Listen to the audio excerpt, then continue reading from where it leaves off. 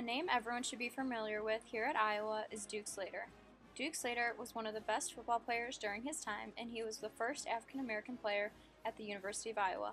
Slater is the only former athlete to be honored with having a residence hall named after him, Slater Hall. He was the first African American athlete to be named an All-American player, and he is one of 9 Hawkeyes ever to be named to 3 All-Big Ten teams. He left a long-lasting legacy here at the university by challenging racial barriers and opening doors for future African American athletes. Slater was born on December 9, 1898 as Frederick Slater in Normal, Illinois. When he was 13, his family moved to Clinton, Iowa so his father could work as a pastor in a local Methodist church. In high school, Slater began playing football for Clinton.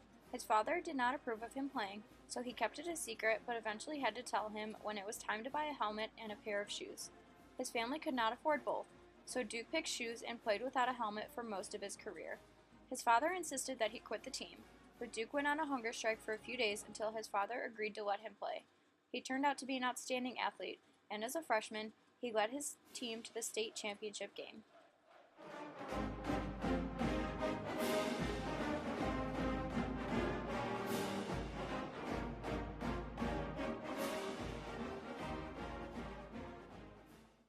After high school, Slater started his football career with the Hawkeyes under coach Howard Jones in 1918.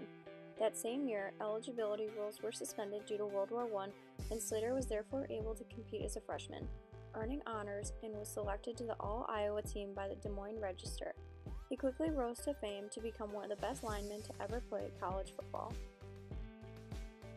Duke's second season at Iowa was even better than his first. He earned first-team All-Big Ten honors and second-team All-American honors. Following that, his junior season, he would earn his third consecutive All-Big Ten and become the first African-American in Iowa to earn All-American honors. To this day, he is one of only 9 Hawkeyes ever to be named to 3 All-Big Ten teams. Duke also excelled in track and field, throwing the shot put and discus where he earned 3 letters. During that same season, the Hawkeye football team had an outstanding year, and they were arguably the best team in Iowa history. The Hawkeyes had a perfect 7-0 season and earned the school's first Big Ten championship. The team's most iconic win was a victory over the Notre Dame Fighting Irish. The Fighting Irish came to town with a 20-game winning streak and ranked 3rd in the nation, but the Hawkeyes upset them with a 10-7 victory in a hard-fought battle, handing them their first loss in 3 years. Slater was a huge part of the Hawkeye victory, with a Notre Dame player quoting, "You repeatedly swept me out of the way by body blocking me from the side. Frequently, I found myself sitting on the grass." Nobody on Notre Dame wanted to get in the way of Slater. Gordon Locke, and of course, the legendary Fred Duke Slater. He was one of the first black men to play in the Big Ten, and one of the first to receive All-America recognition. He never wore a helmet, and maybe Howard Jones himself explained best why. He almost never made a mistake. Slater made almost every All-America first team after the 1921 season, and in 1946, Duke Slater was picked by over 600 sports writers as a member of their all-time All-America team.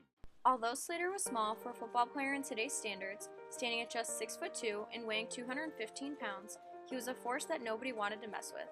After his career with the Hawkeyes, he went on to play professional football and played with the Rock Island Independents in 1922, becoming the first African-American lineman in NFL history. He had an outstanding 10-year professional football career. He played 4 seasons with Rock Island and then played 6 seasons with the Chicago Cardinals. After his last season with the Cardinals, Slater ended up retiring from the NFL in 1931. His 10 professional seasons were ranked 3rd in NFL history. He had started 96 out of 99 total games played, all while being the only African American in pro football for a period of time. The NFL wanted to impose a color ban in the league, but Slater's outstanding performance restricted it. He had paved the way and opened the doors for future African Americans in football by pushing back on and challenging the color barrier. Another outstanding point in Slater's legacy was his contribution to the world after he retired from football. He earned a law degree from the University of Iowa in 1928, and after his retirement from football, he became an assistant director attorney. In 1948, he was elected judge to the Municipal Court of Cook County in Illinois after receiving roughly 1 million votes. He'd also served as a Superior Court judge from 1960 to 1964. While working in Cook County in 1951, he was inducted into the College Football Hall of Fame, and out of 45 players, he was the only African American. He left such a legacy here at Iowa because he was a prominent booster of the Hawkeye football team and attended every University of Iowa homecoming football game from 1935 to 1962. He followed the team to their road games in the Chicagoland area and traveled to California for Rose Bowl games. Slater also recruited dozens of prominent athletes to Iowa that changed the football program forever. Many of the players he recruited were African American, and they came to play for Iowa because they believed they would get a chance here after watching Slater. Slater was named to the Iowa Sports Hall of Fame in 1951.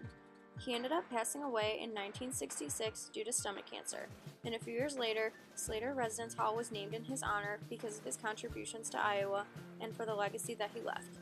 He is the only former athlete to have a residence hall named after them.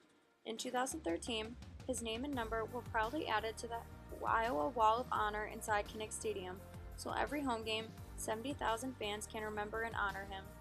His Chicago Cardinals jersey currently hangs in the Pro Football African American Pioneer exhibit. To this day, Slater is still one of the best football players Iowa has ever seen, and his legacy continues to carry on.